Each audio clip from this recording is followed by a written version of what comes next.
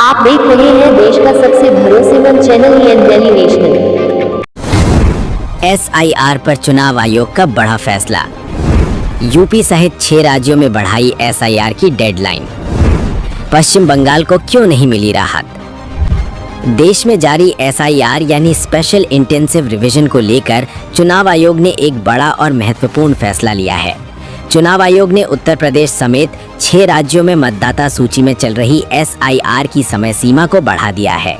चुनाव आयोग ने जिन राज्यों में SIR की समय सीमा बढ़ाई है उनमें यूपी के अलावा गुजरात, मध्य प्रदेश, छत्तीसगढ़, तमिलनाडु और अंडमान शामिल हैं। चुनाव आयोग के मुताबिक 6 राज्यों यूटी के चीफ इलेक्टोरल ऑफिसर से मिली रिक्वेस्ट के आधार पर इलेक्शन कमीशन ऑफ इंडिया ने इन 6 राज्यों यूटी में इलेक्टोरल रोल के चल रहे स्पेशल इंटेंसिव रिवीजन के शेड्यूल में बदलाव किया है। इससे इन राज्यों के प्रशासन और मतदाता सूची तैयार करने वाले कर्मचारियों को राहत मिली है। लेकिन इस फैसले में एक चौंकाने वाला मोड़ भी है।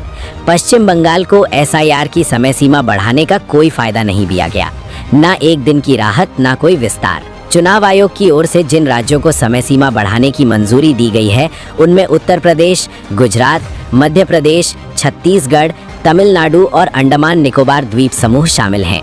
आयोग के अनुसार इन राज्यों के चीफ इलेक्टोरल ऑफिसर ने आधिकारिक रूप से समय बढ़ाने की मांग की थी, क्योंकि मतदाता सूची तैयार करने में प्रशासन को देरी और तकनीकी चुनौतियों का सामना करना पड़ रहा था। आयोग ने सभी राज्यों के लिए 1 जनवरी 2026 को क्वालिफाइंग डेट बरकरार रखा है। इसके साथ ही SIR के शेड्यूल में कई अहम बदलाव किए हैं। तमिलनाडु और गुजरात में ड्राफ्ट मतदाता सूची अब 19 दिसंबर को प्रकाशित होगी। पहले ये तारीख 14 दिसंबर थी।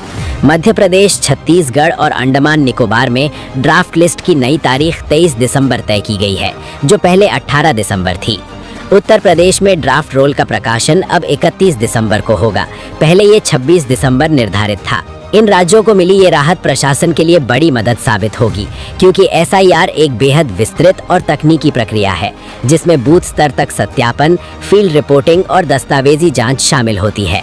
6 राज्यों को तो राहत मिल गई, लेकिन सबसे बड़ा सवाल राजनीतिक गलियारों में यही है, जब 6 राज्यों को राहत दी गई तो पश्चिम बंगाल को क्यों नहीं?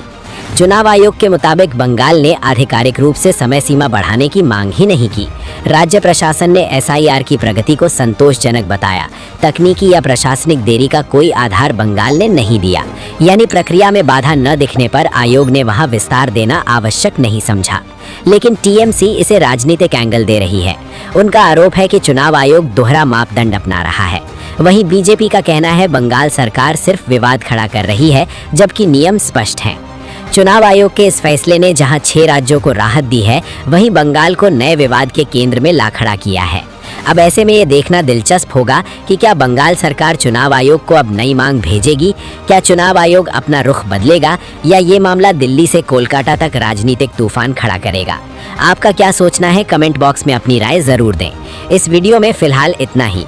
जानकारी अच्छी लगी हो तो वीडियो को लाइक करें, शेयर करें और चैनल को सब्सक्राइब करना बिल्कुल न भूलें।